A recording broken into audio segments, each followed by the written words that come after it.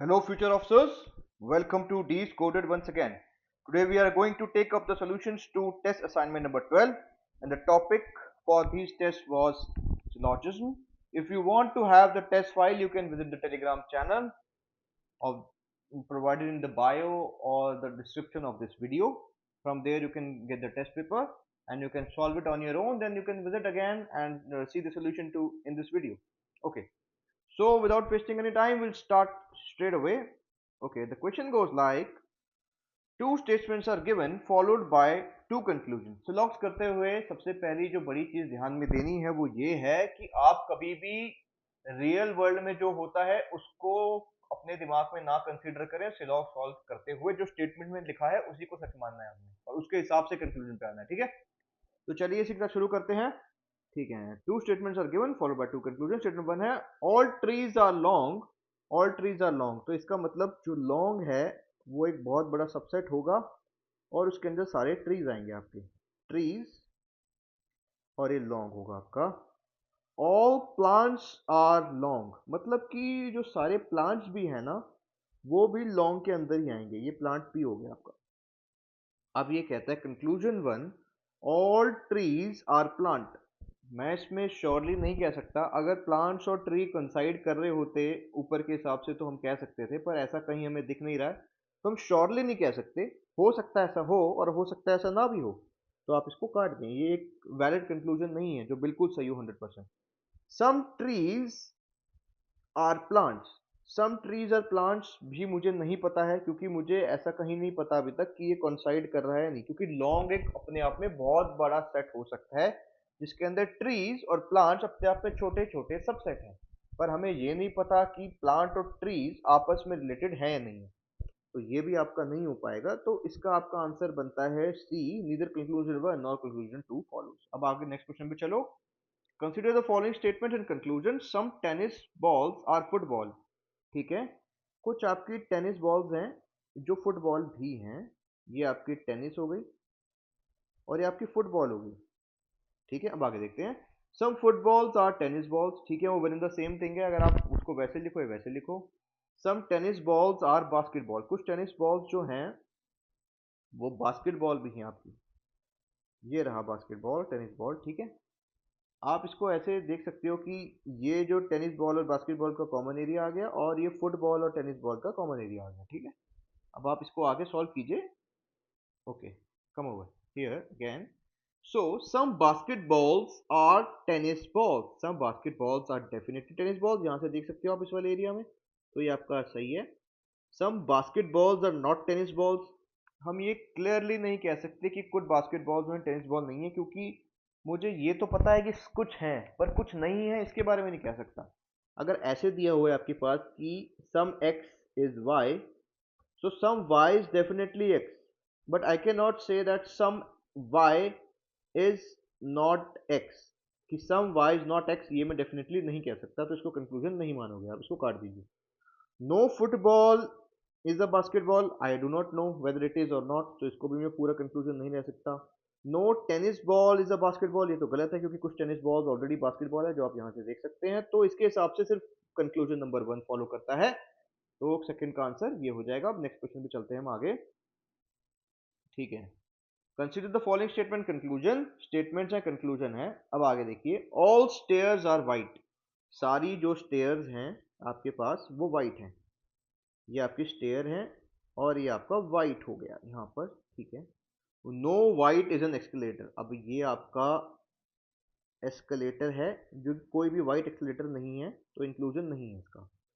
Some accelerator are brown, तो ये आपका कुछ ब्राउन हो जाएगा, जो एक्सलेटर के पार्ट में कॉमन आ रहा है यहाँ पर, ब्राउन और एक्सलेटर का कॉमन था ये एरिया, और ये स्टेयर्स और वाइट का कॉमन एरिया है आपके पास। ठीक है, अब आगे चलिए। सम वाइट्स आर ब्लैक, कुछ वाइट जो है वो ब्लैक है, कुछ वाइट जो है वो ब्लैक है यहाँ पर आपके पास, तो आप इसका ये कॉमन एरिया मान सकते हो, कुछ वाइट्स का ब्लैक वाला। अब आगे चलते हैं कंक्लूजन पे। No stair is an escalator, no stair is an escalator ये नहीं कह सकता। कुछ स्टेयर्स ऐसी हैं जो एस्केलेटर नहीं होंगी, पर ऐसा कहीं नहीं कह सकते कि सारी स्टेयर्स ही एस्केलेटर नहीं है। इसके बारे में हमारे पास कोई वो एकदम पूरा का पूरा वो नहीं है वैलिड कंक्लूजन, तो ये कट जाएगा आपका। ठीक है, अब नेक्स्ट पे चलो। सम ब्राउन्स आर नॉट एक्सेलरेटर्स।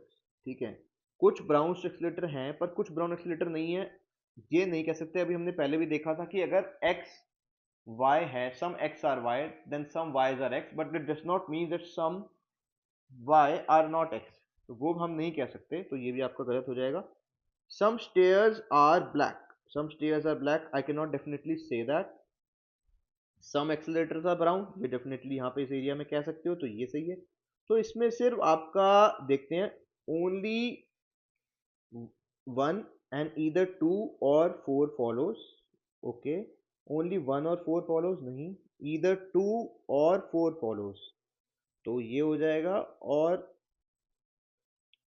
जैसे यहाँ तो हो रहा है कि वन भी हो रहा है एंड ईदर, वन के साथ साथ टू या फोर में से भी कोई एक होगा, तो ये नहीं लिया जाएगा। अगर इसमें सिर्फ ऐसे होता इधर टू और फोर तो ले लेते, क्योंकि सिर्फ या तो दो सही है या फोर, तो फोर तो सही हो ही रहा है, तो इसमें ये कंसिडरेशन आ सकती है, तो इसका आंसर सी हो जाएगा आपके पास। ठीक है, अब नेक्स्ट क्वेश्चन पे चलते हैं। हमारे पास जो है consider following statement conclusion. Statements हैं और पायलट्स आर मेल, सारे पायलट जो हैं हमारे पास वो मेल हैं, ये पायलट्स हैं और ये मेल्स हैं। ठीक है, ये पायलट हो गया, और एक मिनट, ये थोड़ा गलत हो गया, यहाँ पे ऑल कह रहा है वो, तो ये पायलट्स के सबसेट में आएगा। ये कह रहा था हमारे पास कि ऑल पायलट्स आर मेल, तो मेल का एक बहुत बड़ा वो है, उसके अंदर पायलट आ रहे हैं यहाँ पे आपके पायलट, और ये मेल है। Getting my point? सो अंदर is some officers are male, कुछ ऑफिसर जो हैं वो मेल हैं, ये आपके कुछ ऑफिसर हैं जो मेल हैं। All fighter pilots are officer, जो फाइटर पायलट्स हैं वो ऑफिसर के अंदर आएंगे, यहाँ पे फाइटर पायलट एफपी लिख लो इसको। ठीक है, तो अब आगे देखते हैं। Some officers are pilot, I can not definitely say that कि सम ऑफिसर्स आर पायलट, यहां से देखकर आप डेफिनेटली नहीं कह सकते, हो सकता है हो पर डेफिनेटली नहीं कह सकते, तो ये गलत हो जाएगा। सम फाइटर पायलट्स आर मेल, ये भी डेफिनेटली नहीं कह सकते हम। सम मेल्स आर पायलट, ये कह सकते हो क्योंकि यहाँ पे है ये जो पायलट और मेल का कॉम्बिनेशन यहाँ पर, तो ये सही हो जाएगा। No fighter pilot are male, ये भी नहीं कह सकते, तो ओनली थ्री सही होगा, ओनली थ्री फॉलोज, तो इसका आंसर है ए आपके पास। अब चलते हैं नेक्स्ट क्वेश्चन के पास, जो है क्वेश्चन नंबर आपका 5। ठीक है, consider the following statements and conclusion. All hill stations have scenery. ठीक है, एक सीनरी जो है वो एक आपका बहुत बड़ा सेट है, उसके अंदर हिल स्टेशन आते हैं, यहाँ पर हिल स्टेशन और ये सीनरी मान लो आप इसको। Shimla is a hill station, जो एक हिल स्टेशन है वो शिमला है, कि हिल स्टेशन के अंदर एक चीज है जिसका नाम शिमला है। शिमला है सीनरी, क्योंकि अब सारे हिल स्टेशन तो सीनरी हैं, और शिमला अपने आप में एक हिल स्टेशन है, तो डेफिनेटली शिमला एक सीनरी होगा, क्योंकि ये सीनरी के अंडर लाई कर रहा है शिमला ना अपने आप में, तो ये डेफिनेटली होगा। Places other than hill station do not have scenery, हम इसके बारे में कुछ नहीं कह सकते, क्योंकि अदर प्लेसेस के बारे में हमारे पास कोई नॉलेज नहीं है, तो ये आपका गलत हो जाएगा। Only conclusion one follows. ठीक है, अब नेक्स्ट क्वेश्चन में चलिए, जो है क्वेश्चन नंबर 6। आप देख रहे हो ना, कंसेप्ट क्लियर होने के बाद सिलॉग के क्वेश्चन कितनी आसानी से बहुत जल्दी सॉल्व हो रहे हैं। ठीक है, अब आगे चलते हैं। ये हमारे पास क्वेश्चन है यहाँ पर, some cats are, some tigers are cat, okay, all cats are mammal. अब एक कैट ना बहुत बड़ा, मैमल्स एक बहुत बड़ा सेट है, जिसके अंदर कैट एक सबसेट है, छोटा सा कैट्स, और ये मैमल्स हो गए आपके। अब कहता है सम टाइगर्स आर कैट, तो ये आपका यहाँ टाइगर हो गया आपके पास, some tigers are cat. Some mammals are not tiger, okay, कुछ मैमल्स टाइगर नहीं है, जो ये वाला पार्ट आपका आ जाएगा इधर, ये वो वाला पार्ट है कि जहाँ पे कुछ मैमल टाइगर आपके नहीं है। ठीक है, अब आपके चलते हैं हम कंक्लूजन पे। Some mammals are tigers, definitely they are, because यहाँ मैमल्स और टाइगर कोइंसाइड कर रहे हैं इधर, इस वाले पार्ट में मैमल्स और टाइगर्स कोइंसाइड कर रहे हैं, तो ये आपका some members are definitely tigers. All tigers are mammal, नहीं, ये हम नहीं कह सकते कि ऑल टाइगर्स आर मैमल है, ये काट दीजिए। ऑल टाइगर्स आर कैट, ये नहीं कह सकते। Some tigers are cat but not all, ये भी कट जाएगा। All mammals are tigers, no, this is also not true. तो ओनली कंक्लूजन वन फॉलो करता है आपका, जो कि है ये। ठीक है, अब नेक्स्ट क्वेश्चन पे चलें, जो कि है क्वेश्चन नंबर 7। अब देखें, ये कहता है ऑल ब्लूज आर रेड, तो मतलब एक रेड ना बहुत बड़ा आपका सेट है, जिसके अंदर ब्लूज जो है एक छोटा सा सबसेट हो गया। अब ये कहता है सम ब्लूज जो हैं, कुछ जो ब्लूज हैं आपके पास, कुछ blues are pink, some blues are pink, तो ये सम ब्लूज आर पिंक वाला ये सेट हो गया। सम रेड्स आर वाइट, और ये कहता है कुछ जो रेड्स हैं वो वाइट हैं, कुछ रेड्स जो हैं वो वाइट हैं, वाइट। तो ये वाला पार्ट है आपके पास, ठीक है। अब आगे चलते हैं। Some pinks are white, I can not say this surely कि कुछ जो पिंक्स हैं वो वाइट हैं। Some reds are blues, definitely ये वाला जो पार्ट है इसमें सब some reds are blue. All reds are pink. No, we cannot say that. All reds are blues. No, we cannot say that too completely. So only जो आपका to वाला conclusion है यहाँ पर वो फॉलो कर रहा है, ओनली टू फॉलो, ठीक है। अब ये आपका हो गया है। अब हम पैसेज की तरफ चलते हैं। ये पैसेज हमने 2021 का जो आपका पेपर है यूपीएससी सीसैट का, वहां से लिया है। जो भी पैसेजेस हम सॉल्व कर रहे हैं या तो वो पैसेजेस हिंदू से डिजाइंड है या फिर वो यूपीएससी के प्रीवियस ईयर हैं, क्योंकि यही जो होते हैं वो आपके बेसिकली उसी टाइप के क्वेश्चंस वो पूछता है। या तो हिंदू से खुद आर्टिकल उठा के उसमें से बनाता है, या फिर यूपीएससी का जो खुद का है वो उसकी लैंग्वेज हमें पकड़नी है तो उसी को सॉल्व करना चाहिए, ठीक है। अब हम आगे सॉल्व करते हैं इस पैसेज को। देखिए, private investment in general is volatile, foreign private investment is more volatile because the available investment avenues are significantly greater, that is the entire world। Private investment ना वॉलेटाइल होती है जनरली। क्यों होती है? क्योंकि जो उसके पास स्कोप है इधर उधर दूसरी कंट्रीज में भी इन्वेस्ट करने का। Therefore the responsibility of providing employment can not be let to FDI, इसलिए एम्प्लॉयमेंट प्रोवाइड करने की रिस्पॉन्सिबिलिटी एफडीआई पे नहीं छोड़ी जा सकती है। The current FDI flow are volatile over time and across sectors and region, which is a necessary consequence of their search for highest return। ठीक है। जो करंट एफडीआई फ्लो है वॉलेटाइल है, क्यों है? क्योंकि वो हाईएस्ट रिटर्न चाहते हैं, तो जहां भी हाईएस्ट रिटर्न आता है उस मार्केट में अपने आप को इन्वेस्ट कर देते हैं। The adverse consequences are unstable employment and an accentuation of income and regional inequality. इसकी वजह से क्या होता है, जो एम्प्लॉयमेंट है वो अनस्टेबल हो जाती है और रीजनल इक्वालिटीज आ सकती है। ठीक है, जैसे कि सारी की सारी इन्वेस्टमेंट अमेरिका में चली जा रही है, या सारी की सारी इन्वेस्टमेंट एक ही सेक्टर में चली जा रही है, तो दूसरा सेक्टर के पास कोई इन्वेस्टमेंट नहीं आ रही, तो वो वहां पे रीजनल इम्बेलेंस आ जाएगा ना। A probable positive consequence of foreign investment is the inflow of new technology and its subsequent diffusion। एक पॉजिटिव एस्पेक्ट ये है एफडीआई का कि उससे फॉरेन टेक्नोलॉजी आ जाती है हमारे पास और वो दूसरे सेक्टर्स में भी डिफ्यूज हो जाती है। However, the technology diffusion is not at all certain because the existing state of physical and human capital in India may prove inadequate for diffusion। जो टेक्नोलॉजी आ रही है ना, जरूरी नहीं है कि वो ठीक से यूटिलाइज या डिफ्यूज हो पाए, क्योंकि जो अवेलेबल फिजिकल इंफ्रास्ट्रक्चर है और ह्यूमन कैपिटल है वो उसको अभी अडॉप्ट करने की स्थिति में हो ही ना। मतलब ह्यूमन की फॉर्म में तो हो सकता है स्किल सेट पूरा प्रॉपर ना हो, और जो फिजिकल इंफ्रास्ट्रक्चर है प्रॉपरली ना मेड हुआ हो, जो टेक्नोलॉजी आ रही है उसको absorb करने के लिए। समझ लीजिए कोई कंपनी कहती है कि मैं इंडिया में बुलेट ट्रेन चला दूंगा, पर इंडिया के पास फिजिकल इंफ्रास्ट्रक्चर ही नहीं है, समझ लीजिए खेत ही खेत है हर जगह, ठीक है, तो वो नहीं हो पाएगा। तो अब आगे चलते हैं। With reference to the above passage, the following assumptions have been made। ठीक है। Relying on foreign investment in long run is not an economically sound policy। ठीक है, बात करते हैं।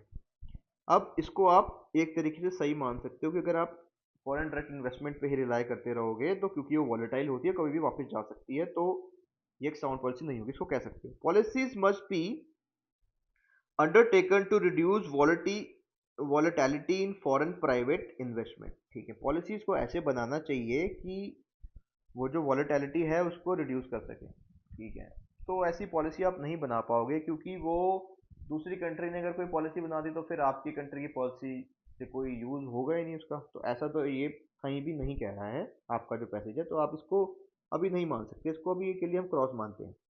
Policies must be undertaken to strengthen domestic private investment, बिल्कुल ठीक बात है, क्योंकि जो एफडीआई है, जो फॉरेन इन्वेस्टमेंट है, वो वॉलेटाइल है, तो अगर आप अपनी खुद के देश की जो डोमेस्टिक इन्वेस्टमेंट है उसको स्ट्रॉन्ग कर लोगे तो वो आपका काम अच्छा हो जाएगा, तो ये आपका मान सकते हो इसमें। Public investment should be given priority over private investment. नहीं, ऐसा कहीं नहीं कह रहा ये कि पब्लिक इन्वेस्टमेंट को प्रायोरिटी दो प्राइवेट को मत दो, ऐसा नहीं है, क्योंकि गवर्नमेंट के पास बहुत सारा और भी चीजों में पैसा खर्च करना होता है। अगर वो मतलब इन्वेस्टमेंट यहीं लगा देगी तो फिर वो बाकी जो इंपॉर्टेंट सोशल काम है उसमें नहीं हो पाएगा। तो ह्यूमन कैपिटल को वो मतलब नहीं इंक्रीज कर पाएगी, क्योंकि गवर्नमेंट स्पेंडिंग से ही ज्यादा ह्यूमन कैपिटल बढ़ता है। तो ये आपका रॉन्ग हो जाएगा यहाँ। Substantial public investment in education and health should be undertaken, बिल्कुल, क्योंकि यहाँ पर अभी कहा गया था लास्ट वाले यहाँ पैराग्राफ में कि एफडीआई की वजह से टेक्नोलॉजी आ सकती है, पर अगर आपका ह्यूमन कैपिटल स्ट्रांग नहीं है तो वो टेक्नोलॉजी को डिफ्यूजन नहीं हो पाएगी ठीक से। तो ये फिफ्थ बिल्कुल ठीक बात है यहाँ पर। तो हम देखते हैं, हमारे पास वन ठीक है हमारा, 3 और 5, 1, 3, 5 किस में आ रहा है, इसको चेक करो जरा एक बारी आप। ऑप्शन वन देखें, ऑप्शन वन में तो 1, 2 एंड 4 है, ठीक है। 4 तो हमने वैसे ही हटा दिया, 4 तो हम ले ही नहीं रहे, क्योंकि वो कह रहा है कि पब्लिक इन्वेस्टमेंट को फोकस नहीं, तो 4 जिस इसमें हटा दो। 2 को भी हमने ऑलमोस्ट कैंसिल आउट ही कर दिया था। तो आपके पास इसमें 1 बिल्कुल ठीक है, और 3 और 5, 1 और 5 जिसमें एक साथ आ रहे हैं वो ये है, तो आपका बी आंसर हो गया। अब नेक्स्ट पैसेज पे चलते हैं हम अपने। देखो पैसेजेस में वो करना है जो पैसेज कहता है उसी को मानो आप, रियल वर्ल्ड में जो हो रहा है उसको जनरली कंसीडर मत करो। अगर हाँ पैसेज के मीनिंग के हिसाब से जो रियल वर्ल्ड सिनेरियो है वो फिट हो रहा है तो आप उसको आंसर में मान सकते हो, पर खुद से मत मानो कभी भी, ठीक है। अब आगे चलते हैं। People will invest in education whenever they are granted economic freedom, ठीक है। जब भी लोगों को इकोनॉमिक फ्रीडम आप दे दोगे तो वो एजुकेशन में इन्वेस्ट करेंगे to fully enjoy its benefits, ठीक है। Again, this is for obvious reason that the return on education increases as the level of economic freedom rises, ठीक है। When people thanks to lower tax rates are allowed to retain most of the higher income they gain from each incremental level of education, it makes eminent sense to invest in education. On the other hand, when the government decides to tax the higher income of educated individual, even at higher rate, it makes very little sense to invest in educating oneself further. The same incentives apply to parents who decide on whether to invest in their children's education. Okay. With reference to the above passage, the following assumptions have been made. ठीक है, अब इसमें से assumptions: lower tax rate in a country invariably translate into greater investment in higher education. नहीं, ऐसा कहीं नहीं है कि अगर टैक्स रेट लो है तो वो ट्रांसलेट करेगा हाई इन्वेस्टमेंट एजुकेशन में। ये कह रहा है कि वो एक फैक्टर हो सकता है कि अगर जो एजुकेटेड इंडिविजुअल्स हैं उनकी इनकम को आप कम टैक्स करोगे तो फर्दर उनको इंसेंटिव मिलेगा एजुकेशन में और इन्वेस्ट करने का। तो इसको कंप्लीटली आप सही नहीं मान सकते हो कि वो उसमें ट्रांसलेट हो ही जाएगा, ठीक है, ऐसा नहीं कह सकते आप। Investment in education of children ensures their economic freedom, ऐसा भी ये पैराग्राफ कहीं नहीं कह रहा है कि इन्वेस्टमेंट अगर एजुकेशन में करोगे तो वो इंश्योर करेगा इकोनॉमिक फ्रीडम, ऐसा ये बात नहीं कर रहा है, ठीक है। ये बस ये कह रहा है कि अगर अगर आप लोगों को इकोनॉमिक फ्रीडम दोगे तो वो एजुकेशन में इन्वेस्ट करने की सोचते हैं, ठीक है, क्योंकि रिटर्न इंक्रीज होता जाता है, जितनी ज़्यादा एजुकेट करते जाते हैं लोगों को तो रिटर्न ऑन इन्वेस्टमेंट ज़्यादा होता जाता है, इसलिए लोग करते हैं ऐसा। Economic freedom has a positive impact on building human capital, बिल्कुल, क्योंकि ऐसा हो रहा है इसलिए क्योंकि जब इकोनॉमिक फ्रीडम आप दे रहे हो यहाँ पे, ठीक है, तो आदमी क्या कर रहा है, एजुकेशन पे इन्वेस्ट कर रहा है। जब एजुकेशन पे इन्वेस्ट कर रहा है तो जो ह्यूमन बींग्स का मतलब कि जो जितने ज़्यादा लोग एजुकेट हो जाएंगे उनका स्किल सेट डेवलप होगा। जब स्किल सेट डेवलप होगा तो ह्यूमन कैपिटल आपका अच्छा हो जाएगा, तो 3 को आप मानोगे, ठीक है। तो 2 तो नहीं है, तो 2 वाले तो सारे ऑप्शंस काट दो आप, 2 तो बिल्कुल नहीं है, ठीक है। तो ये कट गया। अब 3 बिल्कुल सही है, तो 3 में सिर्फ एक ही मारी मारा, तो इसका आंसर आपका सी 3 हो गया। अब नेक्स्ट क्वेश्चन में चलते हैं, जो आपका ये है क्वेश्चन नंबर 10 का पैराग्राफ, इसको पढ़ते हैं।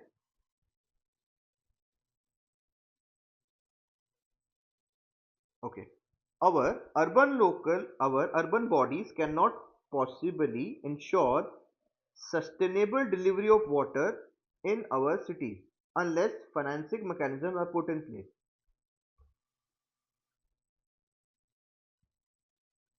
Okay, water delivery requires heavy investment in collecting it from natural resource, treating it to make it potable, and laying a distribution network of pipes for delivery to users. It also requires investment in sewerage infrastructure and sewerage treatment plants so that sewers can carry the wastewater to these plants to ensure that no untreated sewage is discharged back into natural water bodies. If our cities were rich enough to meet the entire cost of water could be delivered free, they are not. Okay, अब इसको फिर से पढ़ते हैं एक बारी, ठीक है। Our urban bodies cannot possibly ensure sustainable delivery of water in our cities unless financing mechanisms are put in place. ठीक है, जो हमारे अर्बन लोकल बॉडीज हैं वो इंश्योर नहीं कर सकती सस्टेनेबल डिलीवरी ऑफ वाटर हमारी सिटीज के अंदर जब तक कि जो फाइनेंसिंग मैकेनिज्म है उस काम को कराने के लिए वो ठीक से होगा। Water delivery requires heavy investment, water की जो डिलीवरी है सस्टेनेबल वाटर डिलीवरी वो उसमें हैवी इन्वेस्टमेंट की रिक्वायरमेंट होती है। ठीक है, कहाँ कहाँ पे लगता है इन्वेस्टमेंट? कलेक्ट करने में लगता है, कलेक्ट करना होता है पानी को नेचुरल रिसोर्स से, ट्रीट करना होता है इसको, ठीक है, to make it portable and laying a distribution network, pipe लगाने पड़ते हैं लोगों के पास डिलीवर करने के लिए वाटर, पाइपलाइन भी तो चाहिए, उसके लिए पैसा चाहिए, वाटर को ट्रीट करने के लिए पैसा चाहिए और उसको नेचुरल रिसोर्स से लाने के लिए भी पैसा चाहिए। It also requires investment in sewerage infrastructure, sewerage infrastructure में भी आपको इन्वेस्टमेंट चाहिए, सिवेज ट्रीटमेंट में भी चाहिए, so that sewers can carry waste water to this plant to ensure that no untreated sewage discharge back into natural water. अब देखिए, जहां आप नेचुरल वाटर बॉडी से पानी ला रहे हो, अगर वो पहले से गंदा है तो फिर क्या फायदा? तो आप इसकी कोशिश करोगे कि जो सिवेज है हमारे पास उसको हम ट्रीट कर लें ताकि जो हम वाटर डिस्चार्ज करें नेचुरल वाटर बॉडीज में वो पहले से साफ हो। ठीक है, if our cities are rich enough to meet the entire cost, अगर जो हमारे सिटीज हैं वो काफी अमीर होते कि ये सारे जो इन्वेस्टमेंट है वाटर को, मतलब जो वाटर का पूरा साइकिल हो रहा है कि नेचुरल रिसोर्स से लेकर फिर घर तक पहुंचने से, फिर सिविल से लेकर फिर नेचुरल रिसोर्स तक पहुंचने का जो सारा का सारा ये जो साइकिल है, अगर हमारी सिटीज इस कॉस्ट को बेनिफिट वो बेयर कर पाती तो हमारे को पानी फ्री में मिल सकता था, पर वो ऐसा नहीं कर पा रही है। ठीक है, तो इसको जानते हुए हम इन पैसेजेस इनके इसको पढ़ते हैं। What is the most logical and crucial message conveyed by the passage?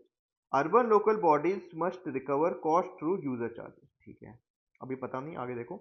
Urban local bodies are not efficient enough to meet the water requirements of a city. ऐसा यहाँ कहीं नहीं कह रहा है कि urban local bodies efficient नहीं है, efficiency की बात नहीं हो रही, बात ये हो रही है कि finance बहुत चाहिए, finance नहीं है।